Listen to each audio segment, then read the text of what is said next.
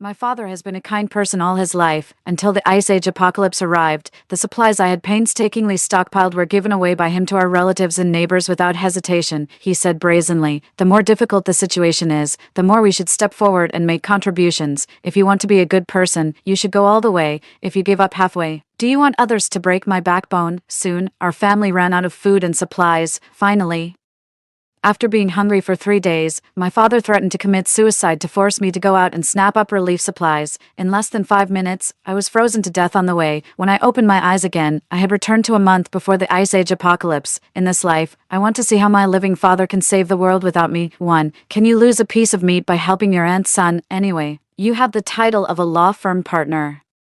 I don't believe you can't even get someone out. Don't forget that your aunt held you when you were a child. One should not forget one's roots. Even if you become very successful, you still have to take care of family matters. I really don't know how you became a partner. You're already so old but still don't understand the ways of the world at all. Fragmented memories flooded into my mind like a tide. In my previous life, my mother passed away early, after my grandparents died. My father became the only relative I had in the world. In order to hold on to this last bit of family affection, even though his saintly father complex was already incurable, I never said no to him. Until half a month before the Ice Age apocalypse, a friend who worked at the Meteorological Bureau informed me in advance of the impending human crisis. In order to survive, I purchased a large amount of supplies in advance and stored them at home. However, my father, with the saintly father complex, without hesitation, distributed all the things to our relatives and friends. When the apocalypse came, under the threat of death, he put a knife to his own neck and forced me to go out and compete with dozens of burly men for airdrop supplies. I, who had been in a weak state for a long time, was frozen to death in the severe cold of minus 100 degrees Celsius less than 5 minutes after going out. After my death, I found out that my mother's death was actually caused by him. Shortly after my mother gave birth to me, he secretly lent all the family's savings of tens of thousands of yuan to relatives without her knowledge. When my mother discovered it, there was less than 50 yuan left in the passbook. In extreme collapse, my mother was forced by him to suffer from postpartum depression and finally chose to jump off the building and commit suicide. And his attitude towards me was like a fierce ghost lying on me, piercing my skin with its teeth and sucking every drop of my blood. Remembering all these past events, hatred welled up in my heart like an uncontrollable tide. I suddenly stood up, stared at him intently, and said, "Do you know what crime her son committed? Just keep saying help, help. He raped a 13-year-old girl. Even a beast wouldn't do such a thing. The evidence chain is complete. It's already lenient to sentence him to less than 10 years in prison. You wake up every day with nothing to do and just keep thinking about saving the world, right? You're so eager to help them, then why don't you go to prison for him?" As soon as I finished speaking, I picked up my bag and walked straight to the door. My father followed closely behind, cursing angrily. Damn it. How could I have given birth to such an evil obstacle with my excellent genes? I don't care what method you use. Anyway, I will never take back what I said. Seeing me step over the threshold, he picked up a broom and threw it at me. A sharp pain came from my shoulder, and I saw my father's face turn. "I'm telling you, you have to help with this matter whether you want to or not." He pretended to hold his heart and threatened, "Otherwise, just wait and watch me die in front of you." If it were in my previous life, I would have already cried and begged for his forgiveness at this moment. However, now, his performance is just a joke in my eyes. I stood still and slowly said, "Fine, do whatever you want. I won't interfere in this matter, and I won't ask about all future matters either. Having been reborn, I want to see if his good person persona can still hold up without my support." 2. On the way home, I carefully counted my property. After working day and night for several years, my savings were enough to buy a small house in the urban area. In addition, considering the principal and profits of various futures and investments, all in all, these assets should be able to ensure my survival when the Ice Age apocalypse arrives. After the funds were ready, I quickly contacted a reliable intermediary company and bought a house that I had taken a fancy to in my previous life with a full payment. This house is located in the central urban area, with a superior geographical location, and there is a small courtyard on the first floor.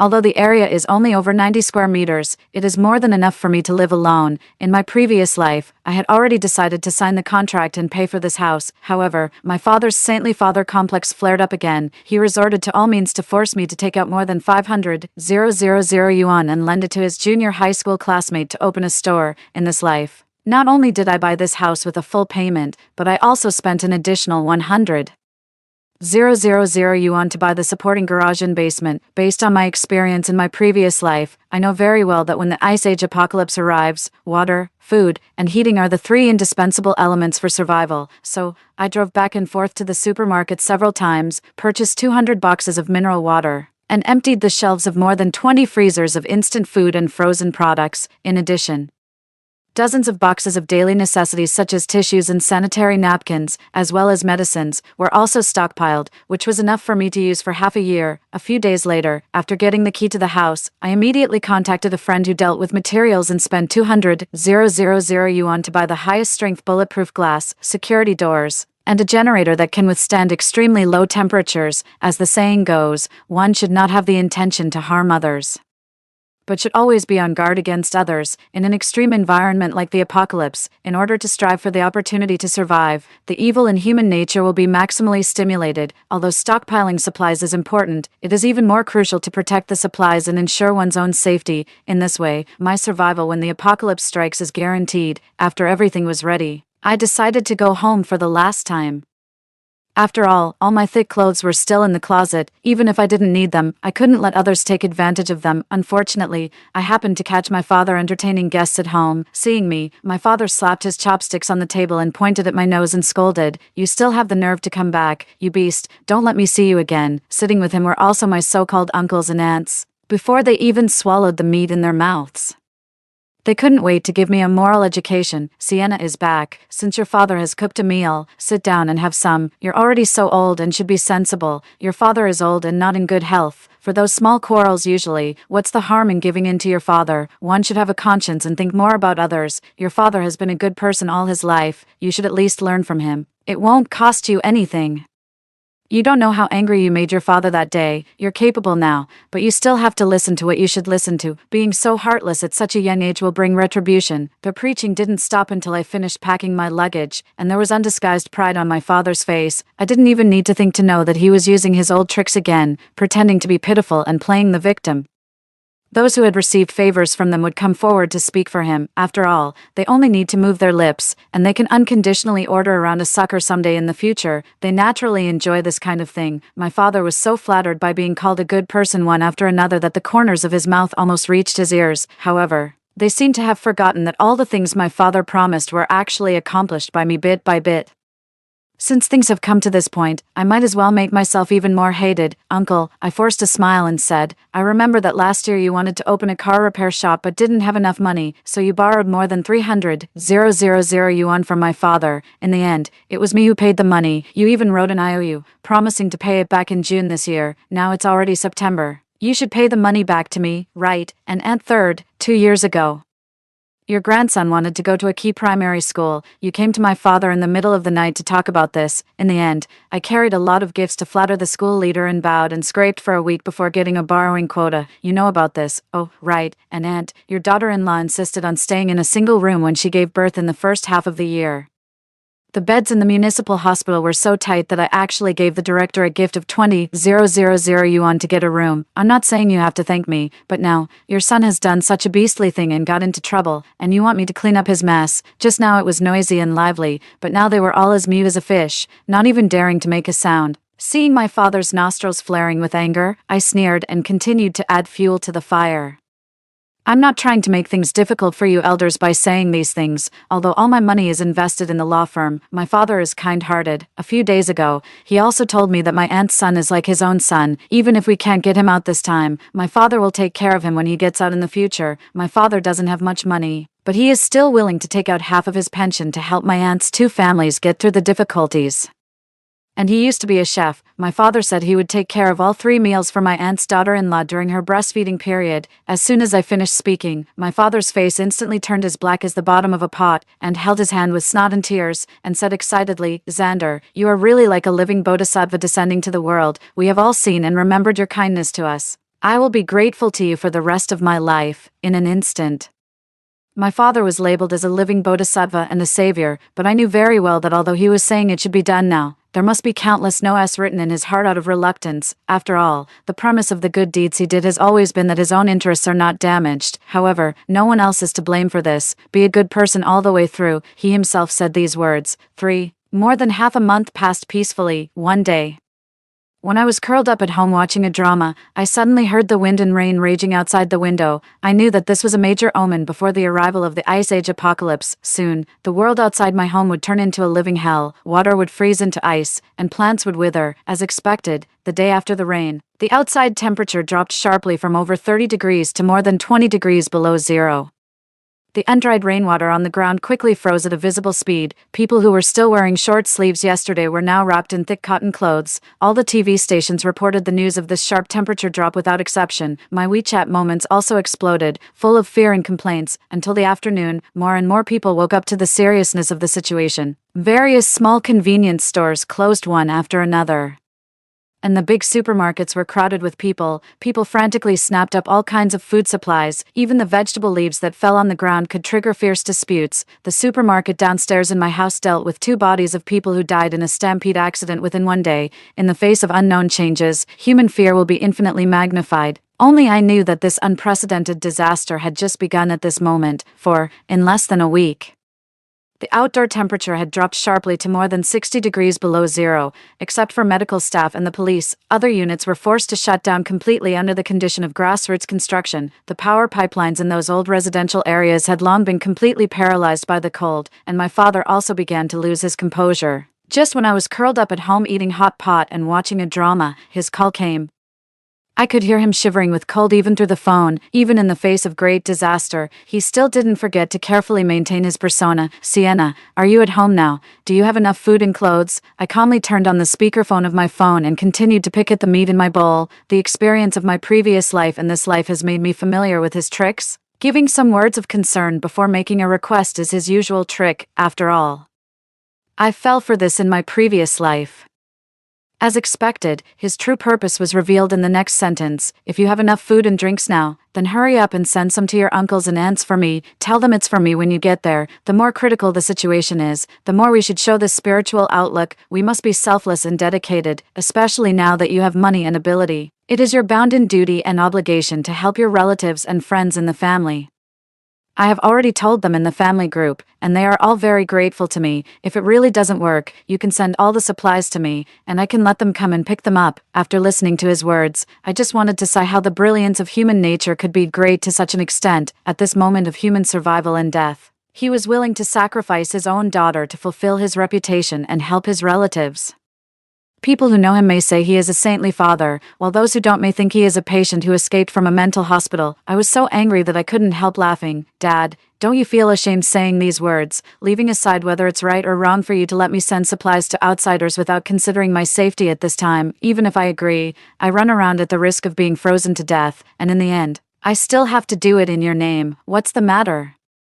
Do you think my life is too long, or do I deserve to owe you? After I finished speaking, my father was stunned for several seconds before he reacted. Listen to what nonsense you're talking. I'm old, and I can't even ask you to do something, right? You're so reluctant to send some things. How could I have such a selfish daughter? I've been a good person all my life. Do you want me to be a coward now, waiting for others to break my backbone? I calmly held the phone away and said word by word.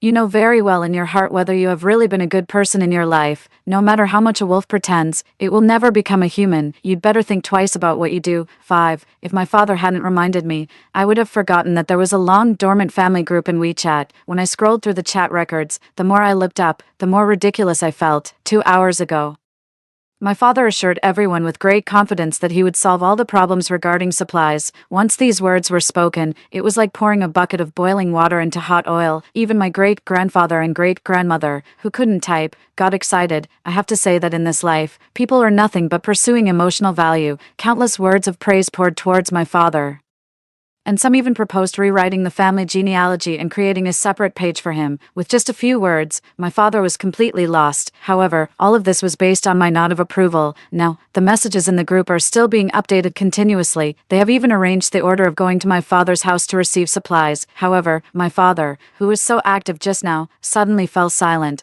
Naturally, the people in the group noticed something was wrong. After bombarding my father for half an hour, he finally showed up and said, "Everyone, please be patient. There is a problem with my plan. I will notify you immediately as soon as I figure out a solution." Now, the group became even more lively than before. I quickly rummaged through the snack cart and found a bag of melon seeds. I started cracking them while watching the show. "Xander, everyone is waiting for you to save their lives. But you, before getting things done. You're already backing out. Isn't this just teasing people? That's right. You usually seem like a very reliable person. Why are you messing things up at this time? You really let us down. Xander, what you did isn't right. Everyone is extremely anxious, and you're just adding to our distress. Isn't this just pouring oil on the fire? You know, the sense of disappointment after excessive anticipation is the most unbearable for people. What's more? At this life and death moment for everyone, such a huge psychological up and down is enough to make people feel desperate. With this move, my father successfully pulled himself down from the position of savior and fell, with a thud, into a rats crossing the street that everyone shouts at. Since then, my father didn't make any big moves for several days in a row. I continued to live a leisurely and carefree life at home. But the world outside became more and more tragic.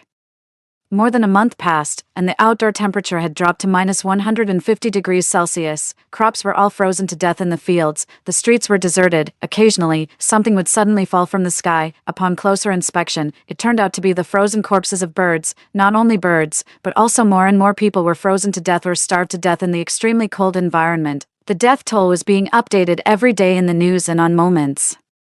People who were still complaining of hunger yesterday had stopped breathing today. No one could predict when the apocalypse would end, and people's patience and most of the supplies they had snapped up before had been exhausted. This had definitely exceeded the maximum limit that human physiology and psychology could bear. During this period, my father's calls and messages never stopped, from the beginning until now.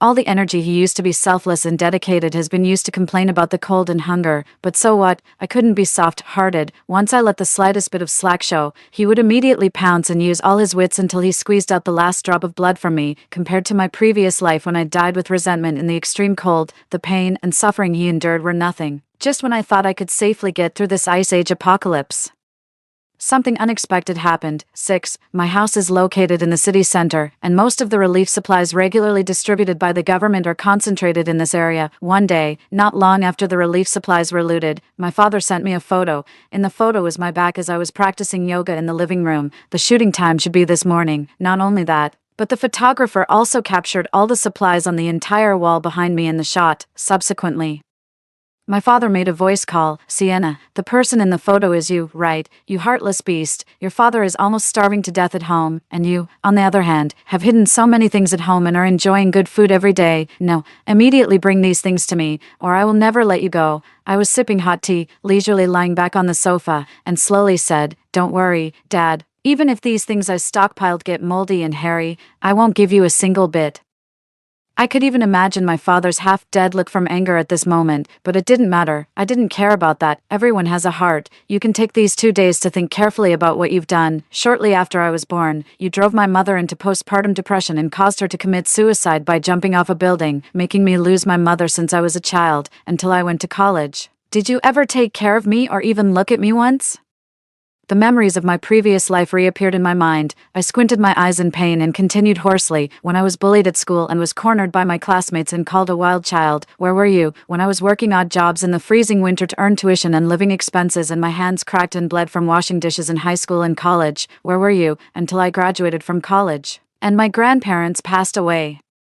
I found out that I actually had a good father like you. Yes, you have been a good person all your life, but you became a good person by stepping on my mother's body and sucking my blood. You know a pair of shoes doesn't fit when you buy it. Now that disaster has struck, you remember you have a daughter like me. What were you doing earlier? After saying that, I directly hung up the phone. After 2 lifetimes of reincarnation, I have already seen through his true nature.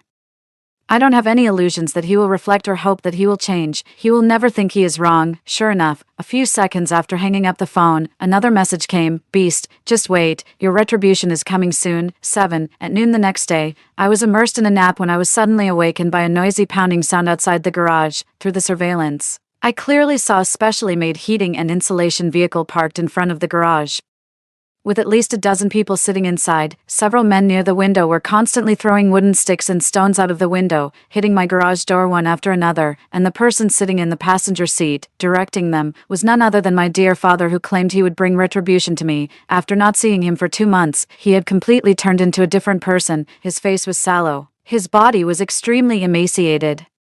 and his eyes were deeply sunken into his eye sockets due to lack of water and hunger, like a fierce ghost crawling out of the 18th level of hell, gaunt and ferocious. While directing the men, he dialed my phone. Sienna, you open the door for me right now. Don't force us to break in. If you open the door now, we can still discuss dividing the supplies. Otherwise, even if you starve to death, I won't leave you a single grain of food. I calmly watched the scene on the surveillance, and a smile suddenly appeared on the corner of my mouth. When I renovated this place, I had always been on guard against those people who would stop at nothing to survive, but I deliberately forgot that my father was also one of those people. Now that this scene came into view, the big stone in my heart finally fell. I took my time to put on a light makeup, took the elevator directly to my garage, and stood in front of the bullet-proof glass, quietly watching them do useless work.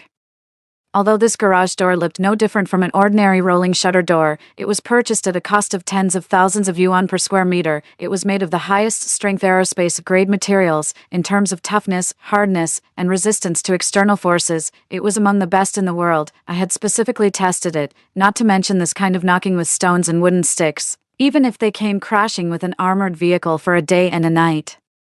It would be no problem. Seeing my indifferent attitude, my father was completely enraged. He picked up a loudspeaker and almost roared, pouring all the unseemly words at me. Even vicious words like slut, whore, and public bus were thrown at me. After listening, I felt nothing in my heart. I had already accepted the reality of not having fatherly love, and now I no longer needed this fatherly love. This was his true nature. Now he just no longer bothered to pretend. The next second, two burly men dressed in thick clothes like Michelin tires jumped out of the car. They were my father's close uncles. They took out two large-sized chainsaws from the trunk and walked straight towards the garage door. Judging by the situation, they were obviously going to stage a scene of forced demolition for me. Well, then, I was just worried that there was no TV drama to watch. Occasionally, it's quite interesting to watch this kind of thankless farce. 1 minute, 3 minutes.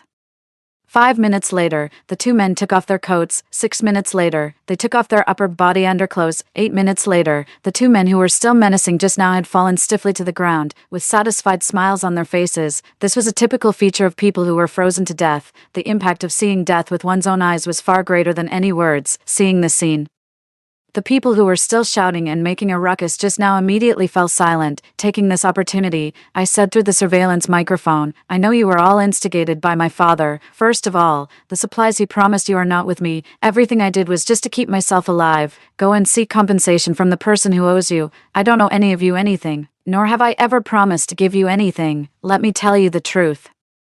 The anti-theft doors and windows you see now are all custom, made with special materials. It's impossible for you to break them with your strength. I glanced at the bodies of the two uncles at the door and continued in a calm tone. You have also seen the consequences of acting rashly. In another hour, the outdoor temperature will drop by another 25 degrees. By then, your vehicle won't be able to hold out for long either. Use your brains and think carefully. If my father really had your best interests at heart, how could he instigate you to do this useless work when it's so cold that people can freeze to death? The wives of the two uncles watched their husbands die right in front of them. Their already fragile mental states completely collapsed at this moment. Aunt Adeline covered her face and let out a scream, then suddenly turned around and pounced on my father. Beast, beast. I said why you didn't do this job yourself and insisted on making my Xander do it. So you already knew, right? What kind of fake good person are you pretending to be every day? You got to be the hero with a smug look on your face. But what about my Xander? He was killed by you. My Xander is dead. What about the half of the supplies you promised me? Now there are no supplies in sight, and you've killed someone. I think you can't survive anymore and want to drag us all to our deaths with you. Aunt Adeline's words reached everyone's ears clearly, word by word. Everyone's faces changed suddenly, at this moment. Without further words, everyone knew it well. At this critical moment, how could there be any truly good people in the world? Judging by my father's appearance, he probably hadn't had a full meal for at least a month. These relatives and friends had taken full advantage of him, and naturally, they subconsciously regarded him as a sucker. But if you think about it carefully, a person like my father, who abandons his family and puts on an act in front of outsiders, how could he be a good person? He was inherently selfish. He had achieved nothing in most of his life. After accidentally discovering that being a good person could get him unconditional adulation, he began to safeguard his own interests and squeeze his family without a do so-called good deeds. The people in the vehicle woke up as if from a dream and looked at my father in unison. Even several hot-tempered relatives felt that just talking wasn't enough to vent their anger, so they simply punched my father hard on his chest and back a few times before stopping. Under the siege of the people in the vehicle, my father was completely powerless to resist and could only curl up in the chair, covering his head and constantly begging for mercy. It was not until everyone had vented their anger that he dared to raise his head.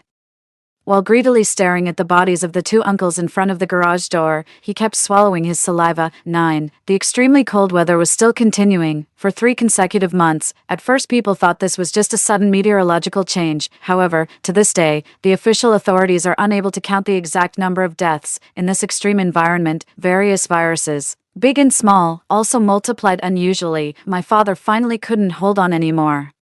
He almost crazily asked for help in the family group, begging for water, medicine, and food. After the message was sent, 1 day, 2 days, there was still no response. Everyone tacitly ignored him, and no one cared about his past good deeds. He pinned his last hope on me, as if in this life and the previous one, this was the first time he really regarded me as a person, after not seeing him for a while. He had become so emaciated that he was just skin and bones, and almost all of his hair and teeth had fallen out. The moment I answered the video call, 2 lines of clear tears immediately flowed from his eyes. Daughter, in this world, only the 2 of us are blood-related, Dad has been reflecting. Now I really know I was wrong. When I think about those things in the past, I feel extremely distressed. Look, how about this? You think of a way to bring Dad over to live with you.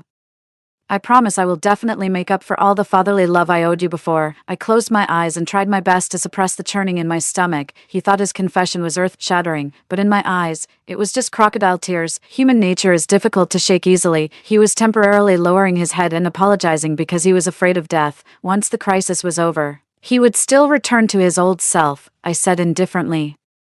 Your so-called confession is just a struggle in the face of death. From the moment you decided to bring a carload of people to my house to rob supplies, you should have understood that the father-daughter bond between us has been broken. After saying that, I hung up the phone and completely deleted and blocked all contact information. From then on, my father had no way to contact me anymore. The last time I heard news about him was in the property owners group of the community. 10 at noon that day, the neighbor living across from my father posted a video in the property owners group. In the video, a middle-aged woman with a hatchet in her hand, messy hair, and walking like a zombie stood in front of my father's door. In order to survive, I purchased a large amount of supplies in advance and stored them at home. Shortly after Uncle Bo passed away, I heard about Aunt Adeline's experience.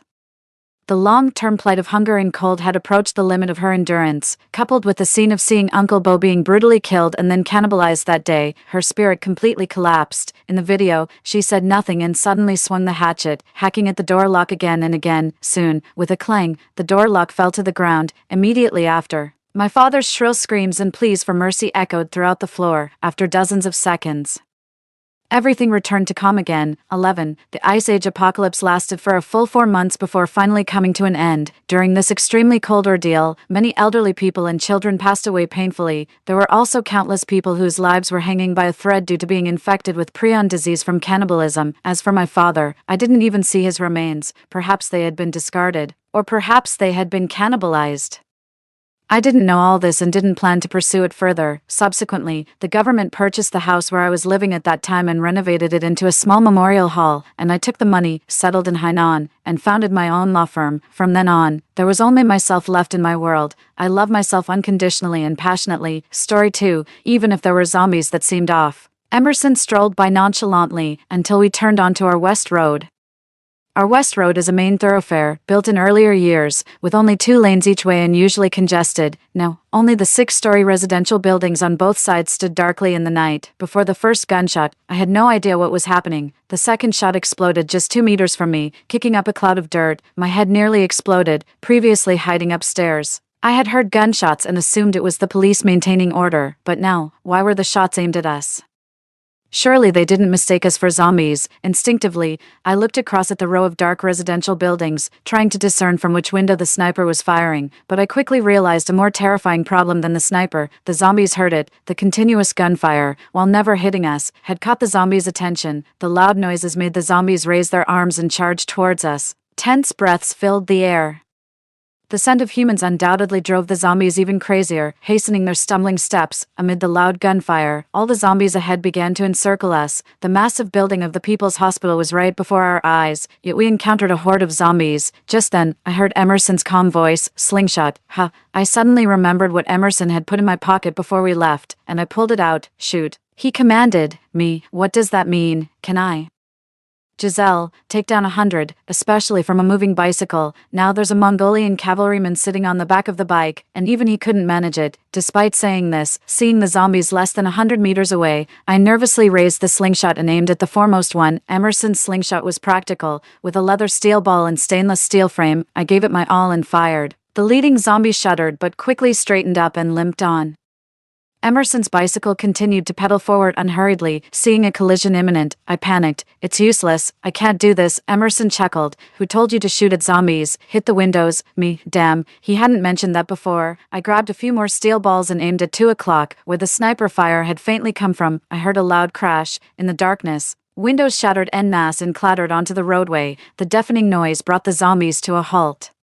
Seeing an opportunity, I continued to fire. The relentless noise from the old neighborhood's windows altered the direction of the zombie horde, like donkeys chasing a dangling carrot, majestically moving towards the deserted roadway. Behind the horde, Emerson pedaled the bicycle, leisurely carrying me into the People's Hospital. The dilapidated, blood-splattered People's Hospital stood quietly under the massive, hairy moon, resembling a backdrop in a horror story. Almost as soon as we entered, Emerson pushed the bicycle against a wall and pulled me into a side building. From the corner of my eye, I saw wandering zombies at the main entrance, silent as tombstones. The hallway was no better, pitch black with a strong smell of blood. Using the moonlight filtering through the glass, I saw countless bloody handprints on the walls. When the zombie outbreak began, no one knew what they were facing. People bitten were brought to the hospital, treated as if they had rabies. Then the hospital was overrun. The hand holding mine felt loose. I gripped it tightly, the only warm, soft thing in this darkness. I couldn't let him go. Emerson stopped, turned his head to look at me, and softly hummed an mm with a rising tone. This method seemed more elegant yet equally brutal. Then, I felt a large hand rest gently on my head and give it a little rub. "Good job just now." The teasing laughter in his words made me feel like I was being treated like a child, which was annoying. But I couldn't voice it. I had to seriously change the topic. "Why would someone shoot? They are survivors from nearby. There are medicines in the hospital," Emerson explained succinctly. I was greatly shocked. Had it come to this over just a few supplies? Was stepping into their territory a reason enough to kill? That's too much. Thinking back, shooting at people and attracting a horde of zombies seemed to be something they were quite adept at. After the zombies started closing in, they stopped shooting, obviously to save ammunition, convinced that we would die. Who knows how many lives they had on their conscience. "Don't let me find out who it is." I clenched my fists. "Oh, do you want to kill them?" Emerson turned around, pinching his glasses with interest. His tone was as casual as if discussing the weather. I felt goosebumps inexplicably forming on my arms, and his next words blew me away. "That's not impossible." Emerson's lips slightly curled up, and behind his glasses there was a hint of indulgence. I swallowed hard. "Have you ever killed anyone?" Emerson, leading me by one hand and pulling out a triangular military dagger from his backpack with the other, replied, "Not yet." "What do you mean by not yet?" I was more panicked than if I had heard an actual number. "Not yet means not yet." Emerson's voice was elongated, light and lazy, indescribably ambiguous.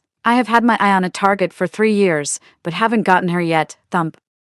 In the dark corridor, I stopped in my tracks, hearing my own exaggerated heartbeat. Emerson stopped as well. In his white shirt and suit pants, holding the cold steel of the triangular dagger, he looked at me with a smile. "What is it?" he asked gently. I shivered, suddenly feeling very cold behind me. The moment our eyes met felt as long as a lifetime. Then, in an unexpected moment, he suddenly swung his right arm, the dagger whistling through the air towards me. I instinctively ducked and covered my head. Drip, drip, black blood fell on my shoulder, and everything seemed to freeze. I looked up, and Emerson, holding the dagger, had accurately and fiercely stabbed it into the brow of a zombie that had been standing right behind me. The zombie hadn't even started to claw or snarl. It dropped its arms like a puppet with its strings cut. Emerson efficiently pulled out the dagger. The blood groove on the dagger prevented any obstruction of flesh and blood. The black blood spread, and the zombie thudded to the ground, life extinguished. I had never seen anyone kill a zombie like that. Lobotomies in the last century involved using a long spike to destroy the frontal lobes to treat mental illnesses. Though it was of no use, Emerson gracefully helped me up from the ground, but it works well against zombies. Zombies lack intelligence but need their motor modules to coordinate their body movements. He explained his technique in a breezy manner. I glanced at the blood-stained dagger. Compared to others blowing their heads off, this method seemed more elegant yet equally brutal. Decapitation, smashing. Emerson's methods were bloody yet precise, elegant, and swift, lethal in a single strike. He was a professional, like an assassin. Indeed, indeed, his skill in killing zombies was so professional, but what about killing people? Who is originally meant to be at the receiving end of his military dagger? As I plunged into immense fear. Emerson frowned and looked ahead, following his gaze into the darkness. Pale white eyeballs began to emerge. Low moans echoed intermittently through the hallway. Zombies. Instinctively, I wanted to run outside, but a zombie suddenly slammed against the door at the end of the hallway. Then a second one appeared, and a third. We were trapped. Emerson calmly opened a door nearby and pushed me in. Lock the door. Don't come out. The moment the door closed, I saw a dark figure pounce towards him. I hid behind the door, listening numbly to the fight outside, the terrifying roars of the undead, a man's stifled grunts, the splattering of flesh and blood, and the grating sound of the bayonet scraping against the wall. Several times, I wanted to rush out, but the doorknob wouldn't budge, until everything fell silent. After what felt like an eternity, I pushed open the door and stood in the blood-drenched hallway. There were pieces of corpses everywhere, and blood pooled like a lake. I stepped over it, my feet still sticky. It seemed endless. Trembling, I took out a flashlight and shone it over each face. All were faces of the transformed dead, with gaping black mouths and white, sharp fangs. The first few had been killed with a stab to the forehead, a swift death, but not the ones that followed. Bizarre, scattered bodies. It was clear that Emerson had handled them hastily and messily. There was even one not quite dead, crawling with its remaining right hand. I covered my mouth, directing the flashlight's beam further away. A long trail of dragged blood appeared before me, sending a great shiver up my spine. No footprints. How could there be no footprints? If Emerson had walked away, he should have. Emerson wouldn't leave. Another voice in my head interrupted my thoughts. You know that, right? He would never leave, because I was still in that room. So why was he gone? With a thud, my trembling hands couldn't hold onto the flashlight. The only light rolled away on the ground. I covered my face with my hands in the dark, corpse-strewn hallway, sinking into despair. It was the first time in 3 years that Emerson had left me behind. Those eyes behind the glasses, always watching me, every moment, every corner, even if he was far away, even if separated by countless walls, even if the world turned upside down, I knew he was there. I hated him, despised him, but in this blood-drenched hospital, for the first time, I realized I had also grown accustomed to him, even dependent on him. In a city overrun with panic, I could think, if one day I couldn't survive, I could knock on Emerson's door. It seemed I had never considered what it would be like if he disappeared. No, I don't know. He is Emerson. How could Emerson possibly disappear? I picked up the flashlight from the ground, supported myself against the wall, and began walking further inside step by step. I wiped off the tears that had already flooded my face without my knowing. The trail of blood disappeared on the second floor, vanished into thin air. I saw neither the bodies of zombies nor Emerson's, strangely. My hanging heart relaxed a bit. Sometimes, no news is good news. The unresolved is actually good news. Occasionally, the low growls of zombies echoed from afar through the empty hall, chilling, but they were all far from me. I switched on my flashlight and found the pharmacy on the first floor. I hadn't forgotten why we had come this way. The pharmacy was in chaos, ransacked countless times, with human bones scattered about, wrapped in maggots and flies. I didn't dare stay long, being too close to the entrance, so I followed the dusty signs to the storeroom. The storeroom door had a lock, which snapped open as soon as I touched it. I pushed the door and entered. Luckily, not only was the room tidy, but the blood had also disappeared, an untouched virgin territory. I quickly started rummaging through the drawers. There weren't many medicines, but there were essentials like iodine, aspirin, ibuprofen, and surgical scissors and thread. My eyes lit up when I spotted a box of green injections, tetanus shots. I put down my backpack and hurriedly started packing the items. Just as I was packing, I heard footsteps outside and the beams of flashlights. I almost screamed in surprise, but soon, my throat was stuck. There was more than one beam of light. It wasn't Emerson. A group of people had arrived. Without hesitation, I took a tetanus shot from the backpack, tucked it into my pocket, and then hid behind a cupboard with my pack. Unexpectedly, just as I hid, a shrill scream echoed in the corridor. The group panicked and fled into the storeroom. Zombies were chasing them. I rolled and crawled around, hiding randomly. After a frantic scuffle, several men finally killed the zombies. The beams of their flashlights all focused on me. Damn, there's still someone here. It had been about 3 months since I'd seen any living person other than Emerson, and I was a bit unaccustomed to it at first, but after a few words, I was sure they meant no harm and we exchanged some information. Why did you come to Renmin Hospital alone? They asked. I didn't come alone, I came with my friend. I opened my backpack and handed them some tetanus shots and other medicines. Have you seen him? They took the medicine, exchanging glances. Was that noise made by your friend? I nodded. We didn't see anyone, but we heard noises, heading in that direction. They pointed east. My spirits lifted. Emerson was still alive.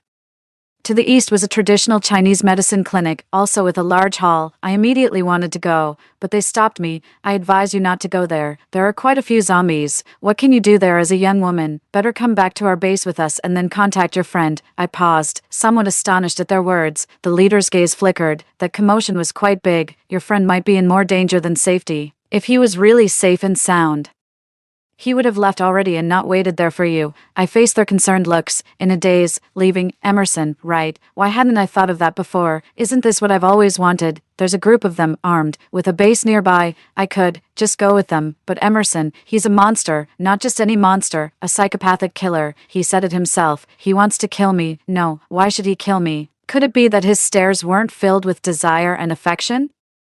But he simply saw me as prey. How dare he? How dare he? No, I need to confront him. No thanks. I started walking again, rejecting their offer. Hey you, he can't leave. I have the medicine. I clutched the tetanus shot in my pocket and hurriedly left them behind, running east. I did the right thing. He saved my life. I can't just abandon him. Just excuses. Emerson could easily outfight all of them combined. 6 big men can't handle a single zombie if Emerson can't make it out. Neither can they, just excuses, and maybe Emerson isn't really a killer. He's watched me for 3 years but never acted. He must be joking. Nothing he says is true. All just excuses. Whether it's worry, anger, or even fear, it's all fake. My canvas shoes stepped over flesh and corpses. I wanted to see him. I burst out of the dark corridor and found the situation indeed dire. The place was filled with zombies, forming a circle around the corridor, their eyes fixed on me upon hearing my footsteps. The air was filled with a strange, yet familiar scent. Somehow, my head heated up and I boldly moved forward, looking down. In the dimly lit hall, there was a faint glow of a cigarette. Behind me was a familiar figure. He stood amidst a mountain of corpses, a bayonet in hand, a cigarette dangling from his lips. It didn't seem like he was in a dangerous hospital but rather on a street corner, quietly and patiently waiting for someone. Noticing the noise upstairs, he looked up. Our eyes met, and he slightly raised the corner of his mouth, his eyes crinkling behind his glasses, seemingly in a good mood. I felt a sting in my nose, a wave of grievance washing over me. What's there to smile about? I'm not having an easy time either. The surrounding zombies lunged at me, the path to the elevator completely blocked. Giselle, Emerson's calm voice came from the darkness. Jump down. I was startled. This wasn't just any ordinary floor. Jump down. Emerson beckoned with open arms. I'm here. I'm here. Just those 4 words suddenly gave me a surge of confidence. I climbed over the railing, past the protective glass, and before the zombies could reach me, I let go. After a brief moment of weightlessness, I fell into his arms. I was firmly caught in a warm, solid, and vibrant embrace, filled with the scent of lifeblood. Got you, he whispered in my ear. He then plucked the cigarette from his lips and flicked it away with a stylish gesture. As the cigarette hit the ground, a burst of flames shot up. The entire hall was engulfed in roaring flames, and the approaching zombies screamed in agony. Yet, Emerson calmly led me by the hand, pushing open the emergency exit and leaving the inferno behind the fireproof door. Looking at his broad back in front of me, the extreme fear I had felt for the past half hour receded. I knew those eyes were watching over me again. He still held me tight, a powerful presence that transcended everything. I was safe. After an intense ordeal, both of us were in bad shape. Without speaking, we sat down in the enclosed passageway, sharing the information we had. Emerson's account was straightforward. I was chased by a horde of zombies and ended up here. Remembering the limbs strewn across the hall, I retorted, who was chasing whom? Of course, someone was chasing me, Emerson replied, his eyelids flicking up suggestively. I met his gaze coolly. I just encountered a group of armed men, none daring to come to the east side. It is quite dangerous, Emerson said, leaning against the wall with a defeated air. Are you familiar with this place? Not really, I scoffed. Just now, I smelled something in your building's hallway. Couldn't figure it out at first, but then it hit me again in the hall. I glanced at the raging fire outside the safety door. Isn't that gasoline? Emerson's lips curled slightly. What are you implying? Did you do it on purpose? From locking me in the clinic alone, to the tetanus needles scattered in the pharmacy, to the fire that was clearly premeditated outside the door. Everything in the past half hour felt too coincidental. His combat ability also made his so-called escape implausible. I was lured to his place, my home destroyed, a heavy sense of being manipulated. How could I be sure that this whole journey wasn't a setup? Even thinking back to the inexplicable appearance of zombies at my home that led to his injury seemed highly suspicious. It was as if Emerson had intentionally taken me away from the safety of my residence and thrown me into the perilous hospital, then staged his disappearance. The moment he lit a cigarette in the darkness, rather than fighting zombies, seemed more like he was waiting for me to fall into his trap. Emerson's smile slowly widened. Then why would I do all that? I stared at him for a long time. Because you want to kill me. His smile froze. You want to kill me, but I've been too alert, so you couldn't find the chance. So you tried to dispel my suspicions first, then find an opportunity to strike, I said, no longer holding back.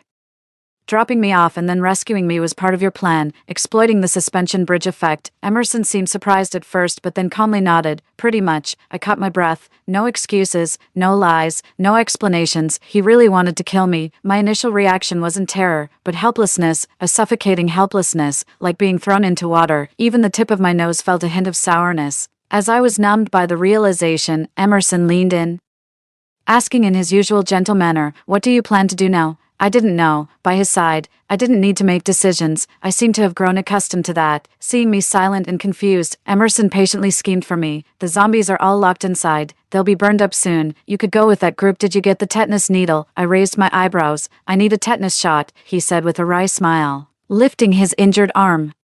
His shirt sleeves had been torn and his bandages soaked with blood. The intense scent of blood attracted the zombies, now burning like pillars of fire, violently banging against the door, trying to tear us apart. My fingertips grazed the syringe bulging in my pocket. Yes, I still held his life in my hands. If I didn't administer the tetanus shot, he might die. Any infection could kill him. Don't give it to him. Don't give it to him. Don't give it to him, reason frantically warned me.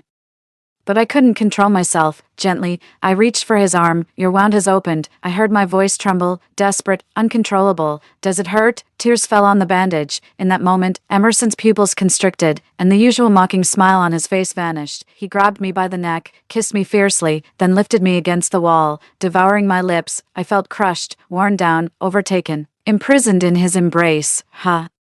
Emerson killing me. Why doesn't it feel like what I imagined? It's almost funny. Just a door away, the burning zombies raged, yet we embraced and tore at each other obliviously. I've been in love before, but never experienced such a soul-consuming kiss. In the end, I had to cover his mouth to stop his relentless conquest. What are you doing? Emerson's eyes were pitch black. His breath fell through the gaps in my fingers. You touch me, but don't allow me to kiss you back.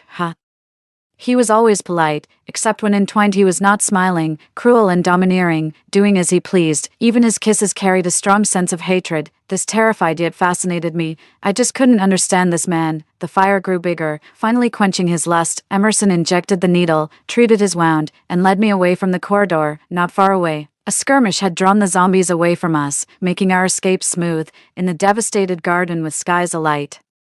I looked at his profile, feeling a strange sensation. This psychopathic killer, he was the only reality in a twisted world. Why do you kiss me if you want to kill me? I asked, as if possessed. What do you think killing is? I honestly replied, a crime. He adjusted his glasses. No, it's a great endeavor, a great endeavor. I vaguely remembered this term. It seemed to appear in ancient alchemy. It referred to those endeavors worth striving for one's whole life. Killing is not just a skill, nor merely to satisfy desires. Those who kill for mundane purposes or meticulously plan out of a lustful desire are filthy and contemptible. So there's such a hierarchy of disdain among killers. Thinking about it, his words indeed encompass most killers. If it's not for achieving some purpose or because one is inherently twisted and enjoys killing, then why kill? Everyone is born with their own destiny. Mine is to kill, he said, looking at his hand that held the knife. In this process, I am perfected. That's quite severe. So when will I die? It should have been 3 years ago. Then how am I still alive? Emerson gave me a mysterious look. Initially, it was because you were very vigilant. I compared our heights, builds, strengths, and his cunning nature, along with his omnipresent snooping. How does it matter how vigilant I am? It would be easy for you to kill me, right, MMM?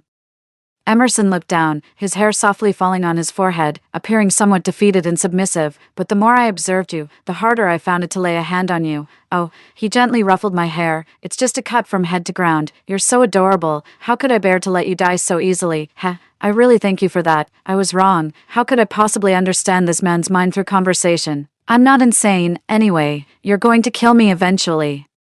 Aren't you tired of beating around the bush? Hearing this, a shadow of sadness suddenly crossed Emerson's face, and he shook his head with a bitter smile. Giselle, I just feel that all of this is unfair to me. What? Did I hear that wrong? A psychopathic killer thinks the universe is being unfair. Did you see me saying anything? I almost burst out laughing. What's unfair? Laughing at him, he looked even more aggrieved, about to speak, when suddenly his gaze sharpened towards the front. Who? His intact left hand threw out a military dagger, shielding me behind him. A group of about 7 or 8 men appeared, each wielding various weapons. The one in front was holding a gun. The moment they saw me, their eyes lit up. Who are you? The bearded leader asked in a gruff voice. Emerson lazily raised his hand. Injured. Came to find some medicine at the hospital. Did you start the fire? The gun was pointed at him. No. Emerson pointed towards the front door of the ongoing fight. Completely deflecting the blame, they were about to interrogate further when a horde of zombies burst out from behind. No one had time to talk anymore. Both sides immediately tangled into a fight. Emerson, holding my hand, took advantage of the chaos to hide behind them, only slashing at a zombie when it neared us. After finishing, he pushed his glasses up with a helpless look, as if he was particularly embarrassed for me to see him killing zombies so effortlessly. TSK, quite the idle burden. This group's fighting ability was far superior to the youths from before. They fought their way out of the hospital and jumped into an SUV. The SUV was reinforced, with spikes added to the bumper and thickened glass. It looked pitch black from the outside. Let's go, someone urged from behind. As they spoke, they pushed me. A wave of fear washed over me, even before the zombie outbreak. A girl being pushed into a strange vehicle was akin to kidnapping, let alone now. I looked anxiously at Emerson. He smiled at me, protectively placing his hand around my waist. Now it was his turn to be pushed a bit. He turned back and said softly, we're going, like a scholar without a temper. I breathed a sigh of relief. If Emerson was being gentlemanly, then everything was under his control. He accompanied me onto the vehicle, sitting next to me, the fabric rustling. The familiar warmth helped me stabilize my heart in this completely strange environment. The SUV charged forward recklessly.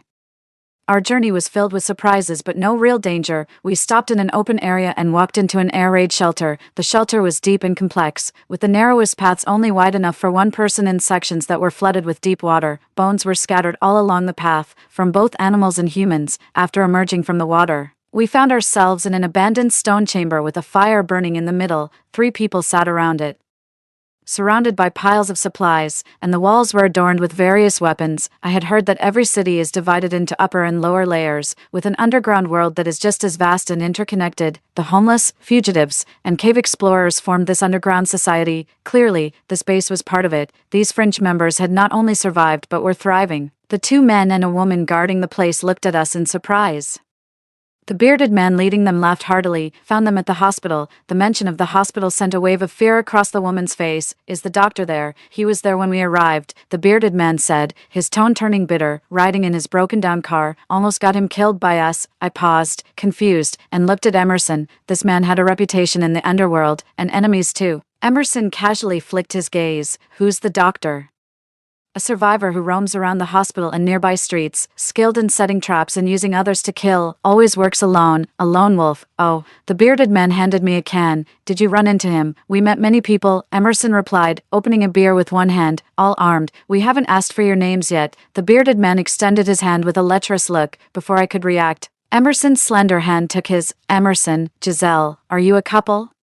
The bearded man asked impatiently, his gaze burning into me. The other men in the base looked at me the same way. There were 10 men here, but only one woman. That was why they had gone through so much trouble to invite us back. My heart raced, but Emerson coolly turned back, his eyes mocking behind his glasses, as if asking, are we? The silence in the cave was so profound you could hear a pin drop. Knowing the fate that awaited a lone woman, I quickly said, yes.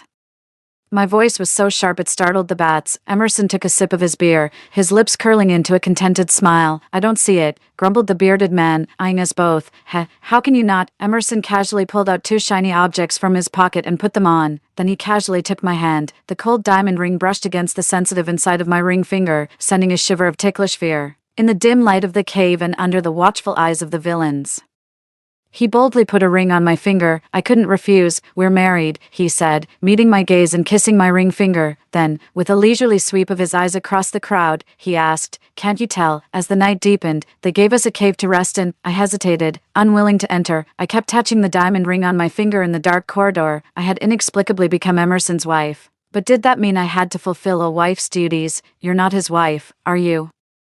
A voice with a stubbly beard sounded from behind me, and I felt a harsh pinch on my backside. What are you doing? I jumped up in shock. Show some respect. Haha, the man laughed while taking a drag on his cigarette. Unconcerned, eating our food, using our stuff, and talking about respect. You're spouting nonsense. I glanced towards a nearby cave. My husband is right there. Then go and tell him. Tell him we want to have our way with you. See if he agrees. He laughed, revealing yellow teeth. Anger reddened my eyes as I stormed off, only to be grabbed by the waist and pinned against the wall. Hey, I'm not finished talking yet. What's the hurry? He leaned against the wall, blew smoke in my face, and caressed my cheek with his rough fingers. Honestly, in these times, how do you expect to survive? Sticking with one man or a bunch of men? Which do you think will last longer? Just lie back and endure, and you can live comfortably. Why wouldn't you take advantage of that? I couldn't listen anymore. With a slap, I broke free of his hand and rushed towards the cave. He laughed loudly behind me, utterly shameless, after order collapsed. Such incidents became all too common. Wives taken. Husbands who resist get killed. Some husbands willingly offer up their wives in order to survive. Women have become mere commodities to be traded. Burning with rage, I burst through the door, only to be stunned by the scene before me. That woman was in Emerson's room. The underground base was dimly lit. Emerson sat on an old wire bed, his legs slightly apart, his knees forming a relaxed angle. Light cascaded down, making him appear like a silent deity. The woman sat on the floor like a dog, looking up and speaking coyly to him. Brother, you're so handsome. Why don't you stay? As long as you're good to me, they won't mess with you. This place has the most resources around. My head buzzed, and I instinctively stepped back, but they had already seen me. Both fell silent as if by mutual agreement. The woman looked slightly embarrassed, but he remained calm, as if I was the one out of place in the room. The atmosphere froze momentarily. Then the woman, with a victorious smile, began to act even more coquettish, weakly reaching for his thigh. Brother, I'll keep you company tonight. I know how to make you comfortable. Not tonight. Emerson grabbed her wrist and pushed her away. The woman looked into his eyes to be sure he meant what he said before slowly getting up. As she passed by me, she gave a defiant glance. She was younger than me, with a full chest and proud curves, highlighted unabashedly by the clothes they had given her. My mind was a mess, and I stood there, shaking. Emerson lay down, resting his head. Let's sleep. No further words, no explanations. He didn't even look at me. I clenched my fists, the diamond ring digging into my palm. There was still half a bed left inside. I climbed up and curled up at the foot of it, but I couldn't sleep at all. The smell of a bearded man's cigarette smoke kept lingering at the tip of my nose. There was also Emerson and that girl sitting on the floor, fawning over him. Not today. What about tomorrow? The day after tomorrow? What if I don't come back? My chest was about to explode, but I had no way to vent, just clutching the hard diamond ring, trembling with fear. The light clicked back on. Emerson sat up. What's wrong? I froze for a moment. Why are you crying? His tone, inexplicably, held a hint of uncontrollable euphoria. I wiped the tears from my cheeks, shivering. Like this, you won't be able to sleep. He forcefully pulled me up by my wrist. Why are you crying? A sourness surged in my chest. It's nothing. If you don't tell me, I'll start imagining things. Emerson stared at me intently, determined to pry the words from my mouth. After a long silence, I said, they said some disgusting things. A strange expression crossed Emerson's face, as if to say, is that all? He stood up with a darkened face. Where are you going? Emerson, irritated, shook the cigarettes on the bedside. I looked at the leftover triangular military dagger and lay back down. Just as I had touched the bed, I heard a muffled thud from outside. Something fell off, so I walked to the door. Emerson stood in the middle of the cave, casually lighting a cigarette by the campfire, casting a long shadow on the wall, and there was no one else but him. All was quiet and peaceful. I went back to sleep. I don't know how long I had been dozing when I felt the head of the bed sink. He had returned. Outside, there were also the low growls of zombies. Don't sleep. He rubbed my head, seeming to like the texture of my hair. I suddenly sat up, instantly awake. The entrance was winding and deep. How could zombies be there? Someone screamed at the top of their lungs, shattering the quiet underworld. Others noticed the anomaly too. I heard them scrambling to their feet, desperately fighting the zombies. There were devouring and wailing everywhere. Damn, things are looking bad. Let's go help out. Emerson led me outside. The air was thick with the smell of blood. The living were visited by the dead. From fiercely resisting to barely alive, Emerson threw his lighter into a pile of materials covered with a black tarp. I didn't know what was inside, but it exploded instantly, engulfing both the living and the dead. Emerson grabbed a fire extinguisher nearby, holding my hand with one hand and the canister with the other, humming a tune, leisurely walking deeper into the cave. Emerson seemed very familiar with this place too. wading through the water several times, shaking off the zombies. Zombies can't swim, they could only walk on the bottom, very slowly, but the smoke filled the tunnels below, blurring all sense of direction. Just as we found a metal ladder leading upwards, the bearded man burst out of the smoke, brandishing a dagger. "Fuck, you opened the manhole cover," he coughed, lunging at Emerson with the dagger. Emerson opened the fire extinguisher and sprayed it fiercely at his face. Ah, ah, ah, ah, ah, ah. Ah, ah. The bearded man collapsed, covering his eyes in agony. Emerson expressionlessly swung the fire extinguisher, striking him down. The bear-like man fell, blood streaming from his head. Emerson crouched down, looking down at him from above. "Grandpa, spare my life. Grandpa, spare my life." The bearded man frantically cowed out in his direction. "My wife cried." Emerson spoke in a soft voice. "My Giselle is not a fragile person. She wouldn't be scared to death just because you spouted some nonsense. Tell me honestly, what did you do?" The man with the beard mumbled nervously, unable to speak clearly. Emerson took the knife from his hand. "Let me borrow this." No longer able to deceive, the bearded man blurted out, "I couldn't suppress my thieving instincts and touched your sister-in-law. I was blind to not recognize the greatness before me. I owe her an apology." "Oh," Emerson responded emotionlessly. "Which hand?" Realizing what Emerson intended to do, the bearded man's face, covered in white powder, showed sheer terror. He backed away on the ground, pleading, "No, please no." He tried to run, but Emerson stepped on his right hand, driving the knife point into his wrist. Let it be," I pleaded in horror. "Let it be." Emerson pushed up his blood-smeared glasses, looking civilized. "Fine, as you wish." He grabbed the bearded man by the hair, and amid his screams, dragged him into the sewer, leaving him to wail in the filthy water. Clutching his bleeding hand, "Got any water?" Emerson climbed back up, shivering. I fetched a bottle of mineral water from my backpack. He washed his hands and cleaned his glasses, looking somewhat relieved. Then he pulled me up the iron ladder nailed to the wall, and we returned to the surface. Outside, it was still dark, and a few zombies wandered the block. As soon as we emerged, we became targets, but Emerson was a good fighter. He pulled me into a repair shop. Just as the door was about to close, a shadow rushed in. It was the girl from the underground base. Her clothes were even more tattered, exposing much of her skin. She looked at Emerson with a mixture of respect and fear. Her gaze no longer flirtatious. I pulled a jacket from my bag and handed it to her. "Are you alone?" She hesitated, then accepted and draped it over herself. "I don't know. Brother Emerson woke me up and told me to go ahead." I followed him up from the bottom of the iron ladder. Brother Emerson. If she was following Emerson, then I had nothing to do with it. I dropped the food from my backpack and wandered into the back storage room. No sooner had I entered than Emerson followed. His steps were like those of a hunter, his gaze unabashedly possessive. "You don't seem very happy. Should I be?" In the storage room, there was a workbench, and I carefully moved to the other side. "You just killed someone. The zombies bit them to death. What does that have to do with me?" Emerson's slender fingers caressed the workbench, a dangerous aura enveloping him. The bearded man said, "It was you who opened the manhole cover. You invited the wolves in." Emerson scoffed. "Don't tell me you didn't see the human bones in that cave. You know what they eat to get so fat." I felt nauseous. "I did all this for you." He casually played with a tool resembling an awl. "Shut up. No one kills people just because of sexual harassment." I threw something from the table at him. He walked towards me, ignoring the flying duct tape and wires, hands in his pockets. "Giselle, you and I both know you're not some naive saint without a brain. Stop making excuses. You just don't want to bear the guilt of someone dying because of you." Cornered against the wall, tears welled up in my eyes, and as I tried to push him away, he lifted me onto the workbench. TSK, brought to tears. His pale fingers wiped away my tears. "You're angry because you were lying, weren't you? Your distress isn't really about the harassment, and those you cursed to die in your heart aren't those people, am I right?" He looked through the tire-formed wall hole at the girl. Panic surged within me, but he didn't give me a chance to escape. Emerson, bracing his arms on the workbench, trapped me with his body and slowly said into my ear, "Giselle, you're just afraid I might not want you." His words were light, but they thundered in my ears. Something inside me tore apart. A strong sense of shame surged through me. "Listen to yourself. How ridiculous you sound. You're a pervert. You've been stalking and spying on me for 3 years." I pushed him away in frustration. "And yet it only took you a day to realize that you can't live without me." He stood his ground, his gaze intense. "What's so hard to understand? The apocalypse suits you perfectly. You're a winner with the power to do whatever you want. Why else do you think I knocked on your door?" "Oh, it's all just for survival," he mocked. "So, if I take her home, you wouldn't mind, right?" "Of course not. Is there any damn thing between him and me? He's not a reliable man.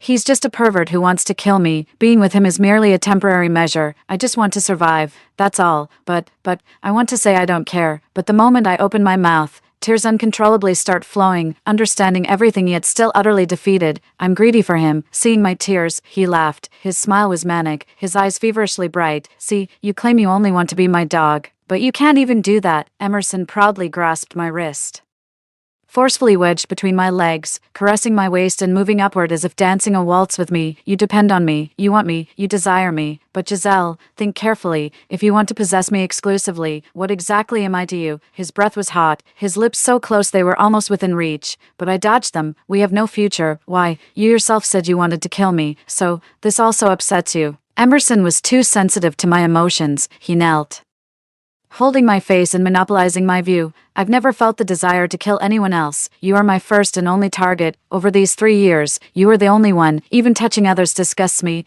I tried to think despite my dizzy head. Are you saying you love me? Yes, he answered without hesitation. Ha, ha. God knows why I felt happy, mad. All of it's mad. Maybe I will die. But doesn't everyone eventually? Anyway, he has already taken the most precious thing from me. I grabbed his hair and pressed my lips to his, wrapping my arms around his neck. He immediately turned the tables, pinning me to the workbench, biting me while roughly pulling down my pants. The waistband stuck at my hips, revealing my pale lower abdomen in the air. He picked up a small awl nearby, lovingly licked the dimple on my waist, sending shivers through me. It will hurt a bit. His voice was hoarse, filled with immense love. What was he going to do? Never mind. I closed my eyes.